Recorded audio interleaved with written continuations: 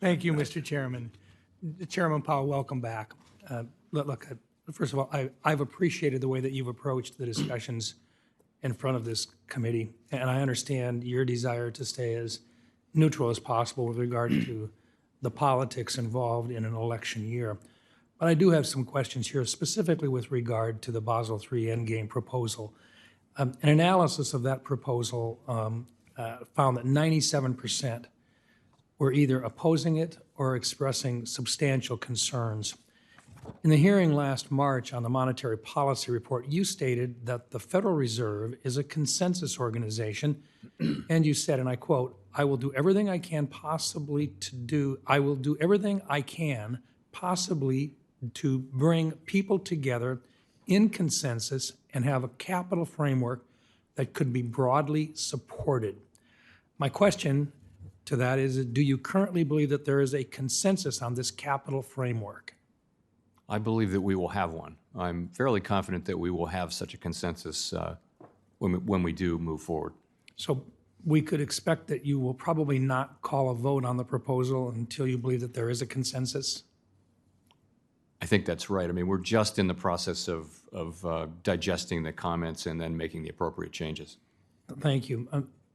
As you are aware, I've weighed in several times on the concerns that I have with regard to Basel III Endgame, including I'm concerned about the lack of transparency, the negative effects on mortgage lending and home affordability by disincentivizing banks from offering high loan-to-value loans that primarily help first-time home buyers and low to moderate income borrowers.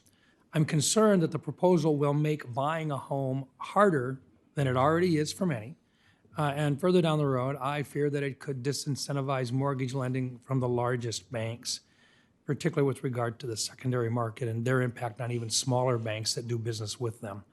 Would you be willing to withdraw the proposal or re-propose with significant modifications, particularly addressing the concerns that I and others have on this committee, raising specifically with regard to the impact? And I'm thinking of Freddie and Fannie in particular and what the impact might be. What would you see as the process involving those particular issues? So on those issues, we're well aware of and very focused on those issues. We haven't decided what to do about that yet, but we get it on those issues. In terms of process, we're not at the stage of making that decision. I will say if it turns out to be appropriate when we get to that point for us to repropose parts or all of the thing, then we won't hesitate to do so. Okay, thank you. Makes me feel a little bit better because I do think there are some very serious problems that would occur if the Basel III Endgame as proposed goes into effect. And I most certainly am hoping that the Federal Reserve will find a consensus on this. And it sounds like that may very well include some significant modifications if it were to be brought at all. Is that a fair statement? I expect there will be material and broad changes to the proposal before it comes back to the committee for consideration, the board for consideration. Thank you, sir. Let's just, with regard to the economy today, a limited level of price growth is believed to help facilitate economic expansion, reduce the risk of recession, and help businesses and consumers plan. However, during the Biden administration, we saw inflation climb to 13%, and those prices are now the new norm.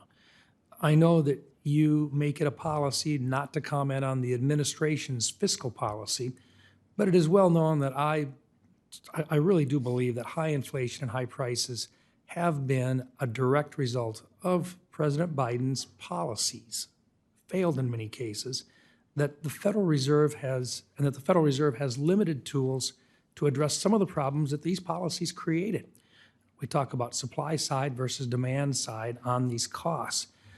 What have been some of the unintended consequences from raising the federal funds rate as rapidly as you felt that you had to as the chair and as the committee?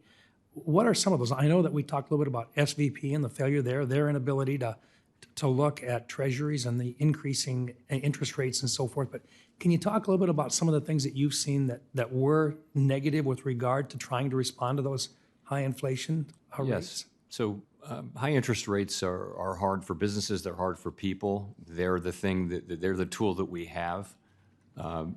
to use to bring inflation down. And our job at this time, when high inflation comes, it is the Fed's job to restore price stability, and that's what we're doing. You point to the losses in banks. That was a very substantial thing, and obviously the supervisors, and that was us, didn't get to that problem. We were aware of it, but we didn't probably appreciate it enough.